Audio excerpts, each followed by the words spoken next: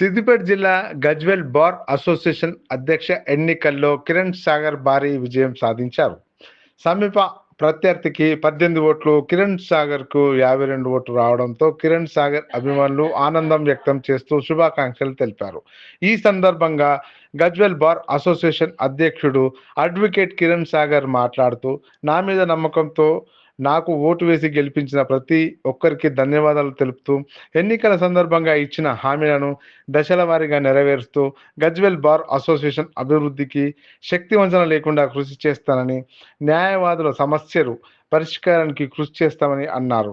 Vice president Naresh, general secretary Karunakar, joint secretary Umarani, sports and library MD Abdul Gafar, treasurer Ashok, senior advocate నూతన కార్యవర్గం సభ్యులు తదితరులు పాల్గొనడం జరిగింది. 2026-27 బార్ అసోసియేషన్ గజ్వేల్ ఎలక్షన్స్ ఇవాళ జరిగినాయి.